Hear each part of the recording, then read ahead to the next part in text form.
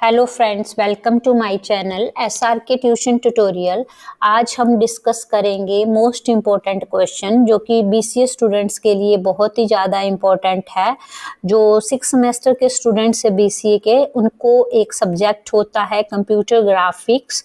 तो उसमें से जो जो most important question examination point of view से इम्पॉर्टेंट है वो सारे के सारे मैंने डिटेल में डिस्कस किए हैं क्वेश्चन।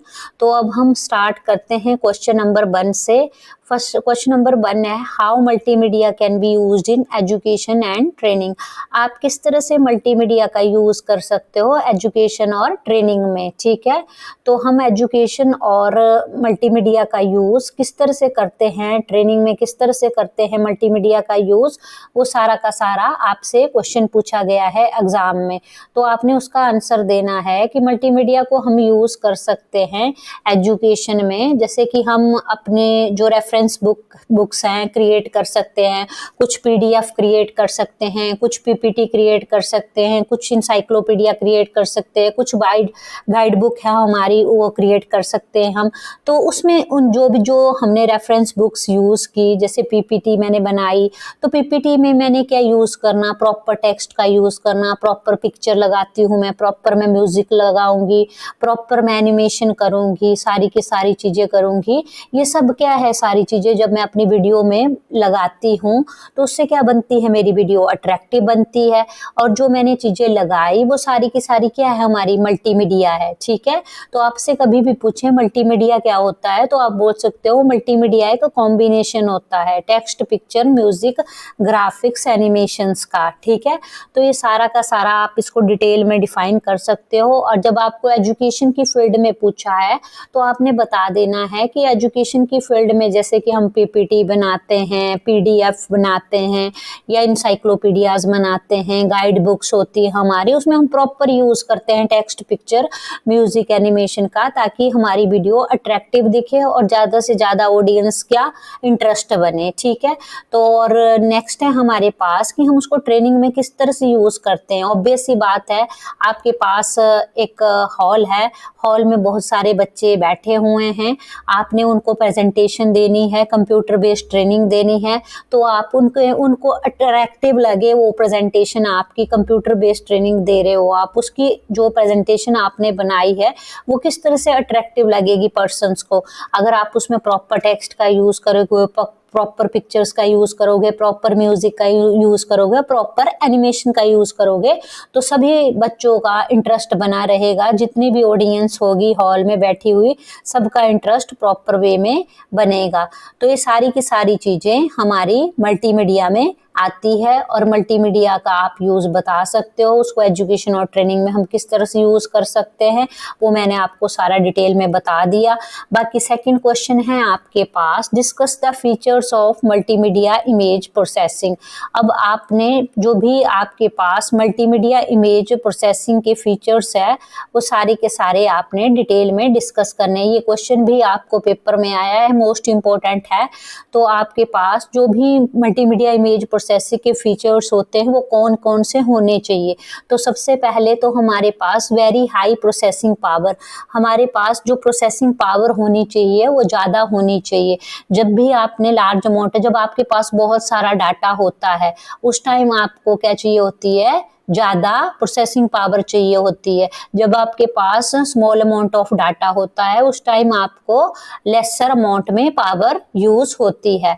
तो आप ये बोल सकते हो एक पॉइंट कि वेरी हाई प्रोसेसिंग पावर चाहिए होती है। ठीक है, जब भी हमारे पास लार्ज अमाउंट ऑफ डाटा होगा तो हमें हाई प्रोसेसिंग पावर का यूज करना पड़ेगा। ठीक है, अगर हमारे पास स्मॉलर अमाउंट ऑफ डाटा होगा तो हमें लोअर प्रोसेसिंग पावर की जरूरत पड़ेगी। तो ये हमारा मोस्ट इम्पोर्टेंट फीचर है। नेक्स्ट है हमारे पास फाइल सिस्टम। अब इमेज प्रोसेसिंग का दूसरा इम्पोर्टेंट फीचर है फाइल सिस्टम। अब फाइल सिस्टम होता क्या है, फाइल सिस्टम हमारे पास जो भी हमारे पास टोटल जो भी कोई भी फाइल है, कोई भी मीडिया है, हमने उसको स्टोर करना है तो हम कहाँ करेंगे उसको? ऑब्वियस सी बात है, मीडिया फाइल्स में स्टोर करोगे। अगर आपने कोई वीडियो स्टोर करनी तो आप मीडिया फाइल में स्टोर करोगे, कोई ऑडियो करनी है तो आप मीडिया फाइल में करोगे, अगर आपने कोई टेक्स्ट फाइल स्टोर करनी है तो उसको टेक्स्ट फॉर्मेट में करोगे, वर्ड डॉक्यूमेंट में करोगे। तो इस तरह से आप फाइल सिस्टम का यूज करते हो। ऑडियो फाइल के लिए ऑडियो का, वीडियो फाइल के लिए वीडियो का, इस तरह से टेक्स्ट फाइल के लिए टेक्स्ट का। अब नेक्स्ट हमारे पास है नेक्स्ट फीचर इमेज प्रोसेसिंग का, जो कि है file formats that supports multimedia.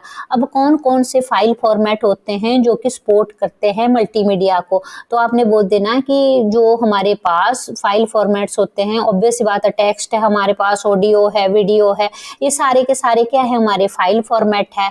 ठीक है, तो आपने बोल देना हमारे पास जेपीईजी होती है, हमारे फोटोज को आपने जैसे भी सेव करना है, इमेजेस को सेव करना है तो आप जेपीईजी एक्सटेंशन का यूज करके फोटो को सेव कर सकते हो, इमेज को सेव कर सकते हो।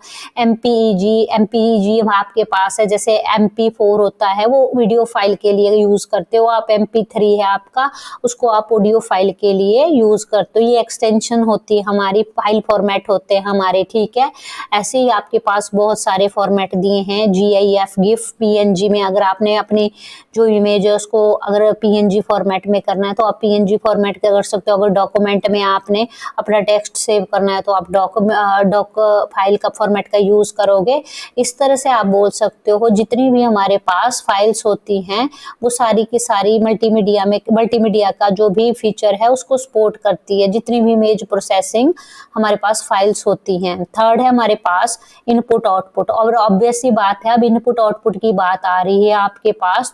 तो इनपुट क्या होता है हमारे पास, हम इनपुट देते हैं कहाँ से, अपने कीबोर्ड से देते हैं इनपुट। ठीक है, कंप्यूटर को, और कंप्यूटर क्या करता है, हमारी इनपुट को प्रोसेस करता है और हमें क्या कर देता है, उससे रिगार्डिंग रिजल्ट डिस्प्ले कर देता है। तो आपने बोल देना है इमेज प्रोसेसिंग में भी वही सिस्टम है। हमने क्या किया, इमेज प्रोसेसिंग में जो हमारा डाटा है उसको क्या किया, प्लेबैक किया, फिर उसके बाद उसको प्रोसेस हुआ वो, और फिर हमें क्या मिल गई, उसकी उस डाटा की, उस इन्फॉर्मेशन प्लेबैक की जो भी ऑडियो वीडियो है वो हमें रिप्रेजेंट इंफॉर्मेशन डिस्प्ले हो गई। तो ये सारी की सारी आपने ये बोल देना जो इमेज प्रोसेसिंग हो इनपुट आउटपुट की फंक्शनैलिटी को होल्ड करता है। नेक्स्ट है ऑपरेटिंग सिस्टम। ऑब्वियस सी बात है जब इमेज प्रोसेसिंग होगी तो उसके लिए हमें भी ऑपरेटिंग सिस्टम की जरूरत पड़ेगी। बिना इमेज प्रोसेसिंग बिना ऑपरेटिंग सिस्टम के नहीं होती है। तो आप बोल सकते हो ऑपरेटिंग सिस्टम एक इंटरफेस बनाता है यूजर और हार्डवेयर के बीच में। ठीक है, अगर ऑपरेटिंग सिस्टम नहीं होगा तो हमारे पास कोई भी इंटरफेस बनने के लायक जगह नहीं बचेगी। पर अगर इंटरफेस नहीं बना तो कुछ भी नहीं हो पाएगा पॉसिबल।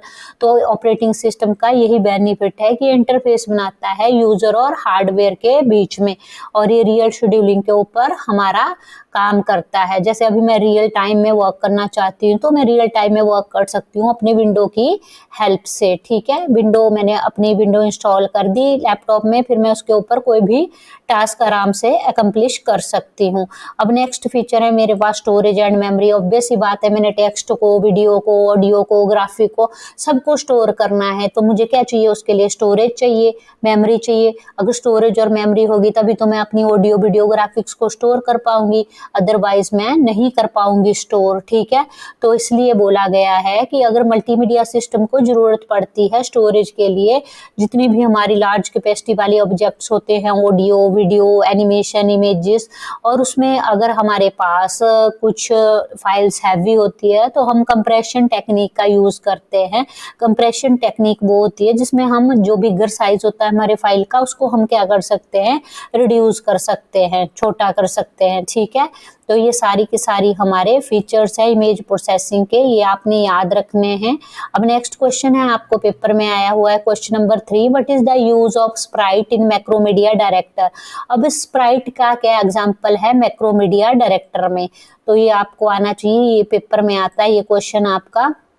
तो अब आप बता सकते हो कि स्प्राइट का क्या यूज़ है मैक्रोमीडिया डायरेक्टर में। तो हमारे पास एक एलिमेंट होता है जो कि हमारी एक स्कोर वीडियो होती है, वहाँ पे उसको क्या किया जाता है, डिस्प्ले किया जाता है, जो कि हमें दिखता है वहाँ पे, और वो हमें पर्टिकुलर सीरीज बताती है फ्रेम की, कि कौन सी फ्रेम किस सीरीज की फ्रेम है, ठीक है। उसको बोल देते हैं स्प्राइट। तो आपको आना चाहिए, जब भी स्प्राइट आपसे पूछा जाएगा पेपर में, तो आपने बोल देना है हमारे पास एलिमेंट, जब कोई भी एलिमेंट है मान लो वो अपीयर हो जाता है हमारी स्कोर विंडो के ऊपर, हमें दिखना स्टार्ट हो जाता है, उस टाइम जो उसको सीरीज, जो भी उसकी फ्रेम की सीरीज होती है उसको रिप्रेजेंट करता है, उसको बोलते हैं स्प्राइट, ठीक है। और मैक्रोमीडिया फ्लैश एक प्रोग्राम है, होता है हमारे पास, जो कि हम किस लिए यूज करते हैं उसको, एनिमेटेड मीडिया, जैसे एनिमेटेड मीडिया का यूज करना हो हमने, जैसे हमारी पिक्चर्स है, कोई भी हम चाहते हैं जो पिक्चर है वो मोशन में दिखे, ठीक है। प्रेजेंटेशन बनानी हो हमने, वेबसाइट बनानी हो, वो सारी की सारी हमारी प्रेजेंटेशन होगी, वेबसाइट होगी, वीडियो हो गई, वो सारी की सारी हमारी किस में दिखे, मोशन में, ठीक है। दैट इज कॉल्ड हमारा मैक्रोमीडिया फ्लैश। तब हम यूज कर देते हैं मैक्रोमीडिया फ्लैश का, क्योंकि जो मैक्रोमीडिया फ्लैश होती है, जैसे मेरी इमेज है तो वो मेरे इमेज के एक्शन को क्या करेगी, कंट्रोल करेगी, जो भी उसका बिहेवियर होगा, किसके थ्रू, वहां पे एक टाइमलाइन बनी होती है, उसके थ्रू हम उनको सारी चीजों को क्या कर सकते हैं, मैनेज कर सकते हैं, उसके बिहेवियर को और एक्शन को। तो इसको बोलते हैं मैक्रोमीडिया डायरेक्टर। और आप मेरे नोट्स की हेल्प से, यहाँ से नोट्स, मैंने बहुत अच्छे नोट्स बनाए हैं, आप यहाँ से भी लर्न कर सकते हो और अच्छे मार्क्स ले सकते हो। अब नेक्स्ट क्वेश्चन है हमारे पास, what is the role of multimedia in real world. अब आप ही बता दो बच्चों, हमारा मल्टीमीडिया में, जो मल्टीमीडिया का रोल रियल वर्ल्ड है, उसमें क्या रोल हुआ मल्टीमीडिया का, मल्टीमीडिया का क्या रोल है हमारी इस दुनिया में, जो हमारी अभी एक्चुअल दुनिया है, रियल दुनिया है, इसमें मल्टीमीडिया का क्या रोल है। तो ये चीज आपने बतानी है। देखो कितना सिंपल पूछा एग्जामिनर ने। तो हमारा आंसर है कि हमारे को क्या देता है, एक इंटरेक्शन प्रोवाइड करता है, किसके बीच में, यूजर के बीच में, और जैसे हमारा कंप्यूटर है उसके बीच में, मतलब कंप्यूटर को बोल सकते हैं डिजिटल इंफॉर्मेशन, ठीक है। एक तरह का कम्युनिकेशन मीडियम भी रोल प्ले करता है, ठीक है। तो आप इस चीज को बोल सकते हो, जितने भी हमारी मल्टीमीडिया यूज करते हैं हम, जैसे एजुकेशन में, ट्रेनिंग में, एडवर्टाइजिंग में, सारी की सारी चीजें, वो क्या है, वो एक एग्जाम्पल है हमारा रियल वर्ल्ड का, मल्टीमीडिया के रियल वर्ल्ड का। अब बड़े बड़े एडवर्टाइजमेंट की जाती है, बड़े बड़े बैनर में एडवर्टाइजमेंट की जाती है, वो किसका यूज है, किस, उसको रियल में रिप्रेजेंट करते हैं कि हाँ ये एडवर्टाइजमेंट है, आज ऐसा होने वाला है, आज पोलियो की खुराक है, तो उससे क्या की जा रही है, एडवर्टाइजमेंट की जा रही है। तो वो किसके थ्रू की जा रही है, मल्टीमीडिया के थ्रू की जा रही है, बड़ी बड़ी पिक्चर्स लगाई जा रही है, बड़े बड़े टेक्स्ट लगाए जा रहे हैं, वहाँ हमारी जो ग्राफिक्स का यूज किया गया है वो सारा क्या है, मल्टीमीडिया का यूज है। तो हम बोल सकते हैं इसको सिंपल शब्दों में कि मल्टीमीडिया का यूज एजुकेशन में किया जाता है, अट्रैक्टिव बनाने के लिए, पीपीटी अट्रैक्टिव बनाने के लिए, ट्रेनिंग में पीपीटी अट्रैक्टिव बनाकर डिलीवर करना है, लेक्चर, रेफरेंस मटेरियल हो गया हमारा, एडवर्टाइजिंग हो गया, जिससे हमें जल्दी से समझ आ जाए, जल्दी से इजी हो जाए हमारे लिए। तो मल्टीमीडिया इस तरह से हर एक चीज रोल प्ले करती है हमारी रियल लाइफ में, ठीक है। तो आप सारा कुछ डाल सकते हो इसमें। अब हमारे पास एक और क्वेश्चन पूछा है कि कौन कौन से फीचर्स होते हैं हमारे फोटोशॉप में। अब फोटोशॉप क्या चीज है, जैसे पेंट होता है ना हमारे पास, माइक्रोसॉफ्ट पेंट, वैसे ही हमारे पास फोटोशॉप होता है। एमएस पेंट हमारा छोटा सॉफ्टवेयर है, उसमें हम ज्यादा एडिटिंग नहीं कर सकते, जहां वहां पे हमारे पास एडिशनल फंक्शनैलिटी नहीं हमें मिलती, एडिशनल टूल नहीं मिलते। बट हमारा जो फोटोशॉप होता है उसमें हमारे को एडिशनल टूल मिलते हैं, हम हर एक चीज को क्या कर सकते हैं, वहाँ पे इजिली मॉडिफाई कर सकते हैं, एडिट कर सकते हैं, कलर कॉम्बिनेशन, एचडी में हर एक चीज एचडी का यूज कर सकते हैं, मतलब हर एक चीज बैनर्स में यूज कर सकते हैं फोटोशॉप, एडवर्टाइजमेंट में, जैसे हीरो हीरोइन की फोटो में एडिटिंग करनी हो, खुद के फोटो में एडिटिंग करनी हो, तो हम फोटोशॉप के थ्रू इजी कर सकते हैं एज कम्पेयर टू पेंट के। पेंट हमारा छोटा सॉफ्टवेयर है, क्योंकि उसमें हमारे पास एक्स्ट्रा फंक्शनैलिटी नहीं है, एक्स्ट्रा फीचर्स नहीं है हमारे पास, ठीक है। तो आपको ये पता होना चाहिए कि हमारे पास फोटोशॉप में कौन कौन से टूल्स होते हैं जिससे कि हम एडिटिंग कर सकते हैं। मैग्नेटिक लेसो टूल होता है हमारे पास, फ्री फॉर्म पेन होता है हमारे पास, कलर मैनेजमेंट टेक्निक्स होती है हमारे पास, उनको सिलेक्ट कर सकते हैं हम। और जितने भी हमारे पास प्लगइन्स, ऑटोमेशन प्लगइन्स होते हैं उनका भी यूज़ कर सकते हैं हम। तो ये याद रखनी है आपने चीज़ें। और इसमें हम 16 बिट चैनल सपोर्ट मिलता है हमारे को फीचर ऑफ फोटोशॉप में, ठीक है, जो भी फोटोशॉप के फीचर्स होते हैं। नेक्स्ट है हमारे पास एनिमेशन। अब एनिमेशन क्या होता है? एनिमेशन एक प्रोसेस होती है और डिस्प्ले करती है मल्टीपल इमेजेस एक के बाद दूसरी। जैसे आपको दिखता है ना, एक इमेज आई, फिर दूसरी आ गई, फिर तीसरी आ गई, फिर चौथी आ गई, ऐसे देखा होगा आपने कई बार। तो वो किस चीज़ की वजह से? वो एनिमेशन की वजह से। एनिमेशन हमारे डिफरेंट टाइप्स की होती है। जैसे कि पहले पहले करते थे यूज़, वो ज़्यादा वो नहीं होती थी अट्रैक्टिव, उसको बोलते थे ट्रेडिशनल एनिमेशन। फिर हमारी 2D एनिमेशन आई, फिर 3D एनिमेशन आई, फिर इस तरह से हमारी मोशन में आई, कैप्चरिंग करते हुए, ग्राफिक्स में आई। ऐसे करके हमारे पास बहुत सारी टाइप्स की एनिमेशन आई, जो कि ऑलरेडी मैंने आपको बता दी है स्क्रीन के ऊपर। नेक्स्ट क्वेश्चन है हमारे पास, what is raster scan system. अब रास्टर स्कैन सिस्टम क्या होता है, ये बच्चों को आना चाहिए, पेपर में पूछा जाता है रास्टर स्कैन सिस्टम क्या होता है। अब रास्टर स्कैन सिस्टम में जो हमारे इलेक्ट्रॉन बीम होते हैं, मैंने ऑलरेडी CRT पढ़ा होगा आपने, CRT में इलेक्ट्रॉन होते हैं हमारे, वो क्या हो जाते हैं? स्कैटर्ड हो जाते हैं अक्रॉस द स्क्रीन। वैसे ही हमारे पास रास्टर स्कैन सिस्टम में इलेक्ट्रॉन क्या होते हैं? स्क्रीन के अक्रॉस फैल जाते हैं, ऊपर से नीचे तक जो भी हमारे पास जितनी भी रो है, कॉलम है, सारे के सारे वो क्या हो जाते हैं? स्कैटर हो जाते हैं, मतलब स्प्रेड हो जाते हैं, ठीक है। और जो भी हमारे पास उनका जो पैटर्न होता है वो क्या करता है? उसके बाद इल्यूमिनेट होना स्टार्ट हो जाता है, मतलब ऑन ऑफ होने लग जाता है वो, ठीक है। और उससे जो एरिया हमारे पास क्रिएट होता है उसको बोल देते हैं हम मेमोरी एरिया। मेमोरी एरिया को हम रिफ्रेश बफर भी बोल देते हैं और फ्रेम बफर भी बोल देते हैं, ठीक है। जो कि फ्रेम बफर नाम से क्लियर हो रहा है, डाटा को स्टोर करने के लिए उसको बोल देते हैं डाटा बफर। और जो फ्रेम बफर होता है वो क्या करता है? हमारा पिक्चर को स्टोर करता है, that is called frame buffer, या फ्रेम को स्टोर करता है, ठीक है। अब इसमें जितनी भी हमारे पास स्क्रीन के ऊपर जितनी भी इंटेंसिटी होती है वो सारी की सारी हमारी फ्रेम बफर में होती है, ठीक है। और हमारी जो स्क्रीन होती है वो हमेशा पिक्सल्स को ही रिप्रेजेंट करती है, क्योंकि नंबर ऑफ पिक्सल्स होते हैं हमारे हॉरिजॉन्टल और वर्टिकल रोज में। तो आप रास्टर स्कैन सिस्टम का बता सकते हो कि रास्टर स्कैन सिस्टम क्या होता है, ठीक है। इसका एग्जांपल आप बता सकते हो, आपके पास पेन प्लॉटर होता है वो रास्टर स्कैन सिस्टम का एग्जांपल होता है हमारे पास, ठीक है। नेक्स्ट है हमारे पास advantages of raster scan system. हमारे पास रास्टर स्कैन सिस्टम की क्या एडवांटेजेस होती है? जैसे रियल लाइफ इमेजेस होती है हमारे पास, अलग अलग शेड्स में होती है। जैसे कि आप ये बोलो, जैसे हीरो हीरोइन है उनकी ना इमेजेस कभी अलग कर देते हैं, कभी अलग कभी अलग, मतलब उसमें बहुत सारी ग्राफिक्स का यूज करते हैं, एनिमेशंस का यूज करते हैं, टेक्स्ट कौन कौन सा लेटेस्ट, मतलब हर एक चीज, हर एक कलर का प्रॉपर फंक्शनैलिटी का यूज किया जाता है with the help of program, चाहे वो फोटोशॉप का यूज हो, चाहे इलस्ट्रेटर का हो, चाहे कोरल ड्रॉ का हो, ठीक है। मतलब हमारे पास इसमें कलर रेंज क्या होती है? अवेलेबल होती है, और वो रैंडम स्कैन डिस्प्ले से ज़्यादा ही होती है।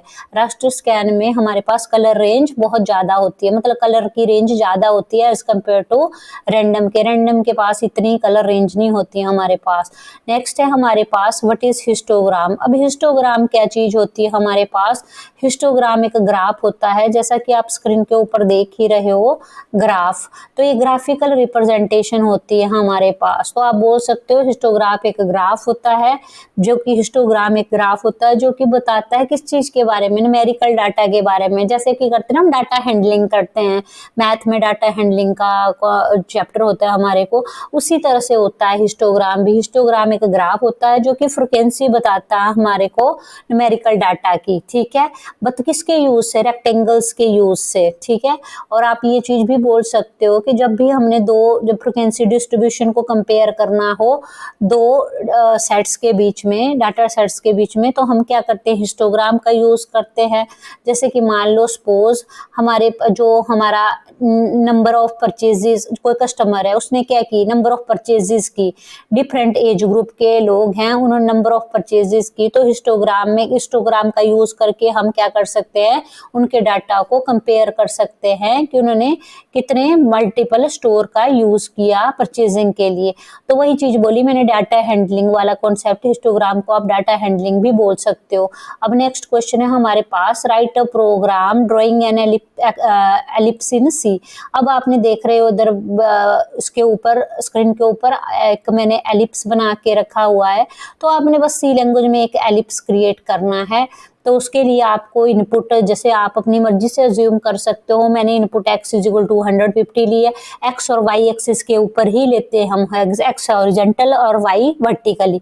तो इस तरह से x ले लिया मैंने 250, y ले लिया 200 और स्टार्ट एंगल कर दिया मैंने 0 से, ठीक है। फिर जब मेरा एंड एंगल होगा तो वो किस में बन जाएगा, 360 डिग्री, क्योंकि हमारे पास एक 90 होता है, 180 डिग्री और 360 डिग्री पे मैंने कर देती हूँ रोटेशन, मेरी क्या हो जाती है, कंप्लीट हो जाती है, ठीक है। x रेडियन लिया मैंने और y रेडियन लिया, अपनी मर्जी से आपने ये पैरामीटर सारे कंसीडर करने हैं। फिर जो आपकी हेडर फाइल graphics.h होती है वो किसको इन्वॉल्व करती है, ये लगा देना आपने, graphics.h कंटेन एलिप्स फंक्शन को, ठीक है, जो कि आपको ऑलरेडी बताया गया। उसमें आपने वॉइड एलिप्स लेना है, उसमें इंटीजर x लेना है, integer y, integer start angle, and angle, और सारी चीजें आपने सारी की सारी ये फंक्शन में इन्वॉल्व कर देनी है, सारी की सारी, ठीक है।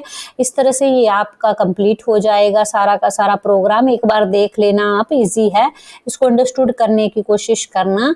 बाकी नेक्स्ट क्वेश्चन है हमारे पास, what is out text function in C. अब कौन सा होता है हमारे पास out text x y function, तो out text x y function का क्या यूज है हमारा सी में, तो आपने बोल देना है जो एच होता है हमारे पास, जो कि मैंने अभी पीछे बताया आपको, हेडर फाइल, जो एच होता है वो कंटेन करता है हमारे ऑट टेक्स्ट एक्स वाई क्या है, हमारे एक्सिस है, एक्स एक्सिस वाई एक्सिस, उनके फंक्शन को कंटेन करता है। और जितने भी हमारे टेक्स्ट है, डिस्प्ले टेक्स्ट है, उनको किस में कर देता है, स्पेसिफाइड पॉइंट में अरेंज कर देता है, एक्स और वाई की फॉर्म में स्क्रीन के ऊपर।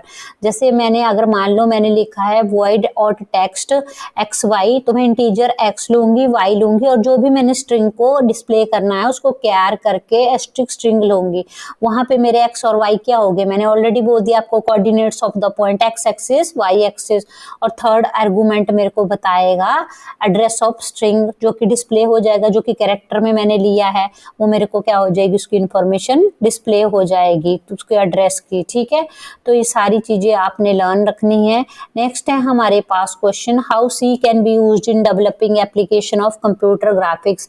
अब आपको पूछा है कि सी किस तरह से डेवलप करती है एप्लीकेशन कंप्यूटर ग्राफिक्स में, भाई इसको किस तरह से यूज किया जा सकता है कंप्यूटर ग्राफिक में, तो सी लैंग्वेज है, फिर कंप्यूटर ग्राफिक में किस तरह से यूज हो रही है, तो आपने बता देना है कि हम सी का यूज करते हैं ग्राफिक्स के साथ, क्योंकि जो वीडियो गेम बनती है, कैड सॉफ्टवेयर है हमारे, इमेज प्रोसेसिंग टूल है, ये सारे के सारे हमारे किसकी हेल्प से बनते हैं, सी लैंग्वेज की हेल्प से बनते हैं। तो इसमें इनमें क्या यूज होता है, कंप्यूटर ग्राफिक्स का भी यूज होता है। वीडियो गेम खेलते हो आप, देखो कितनी अच्छी अच्छी ग्राफिक्स होती हैं, कितनी अच्छी अच्छी इमेजेस होती है, कितना अच्छा ग्राफिक्स होता है, कितनी अच्छी वीडियो होती है, तो वो सारा का सारा हमारा सी के साथ ही हमारा ग्राफिक्स प्रोग्रामिंग का यूज करते हैं हम, ठीक है।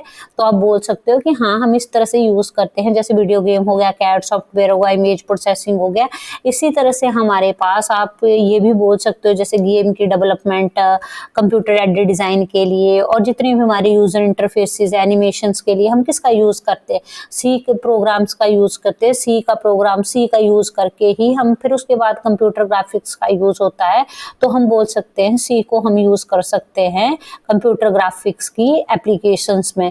और नेक्स्ट क्वेश्चन है हमारे पास, with the help of diagram explain the components of multimedia in detail. अब आपने जो भी कंपोनेंट्स है हमारे मल्टीमीडिया के उनको डिटेल में डिस्कस करना है। तो जैसा कि आप आंसर देख ही रहे हो, टेक्स्ट है हमारे पास। पहले टेक्स्ट क्या करता है, टेक्स्ट फाइल को कंटेन करता है, जितना भी उनका फॉन्ट साइज होगा सारा का सारा वो कौन कंटेन करता है, टेक्स्ट फाइल कंटेन करती है। नेक्स्ट है हमारे पास ग्राफिक्स। अब ग्राफिक्स क्या होता है हमारे पास, जितने भी हमने एडिटिंग करनी, जितने भी हमने फोटोशॉप के फीचर्स का यूज करना, टूल्स का यूज करना इमेज बनाने के लिए, तो वो क्या हमारी सारी की सारी चीजें किस में आती है, ग्राफिक्स में आती है।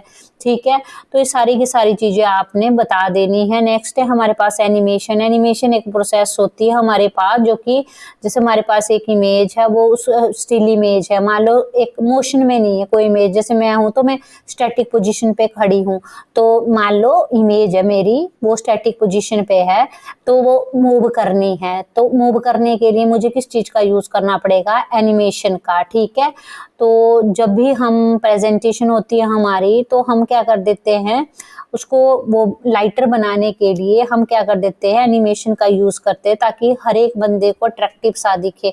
तो हम एनिमेशन का यूज करके जो पिक्चर हमारी स्टिल होती है, स्टैटिक होती है, उसको हम मोशन में कन्वर्ट कर देते हैं with the help of animation.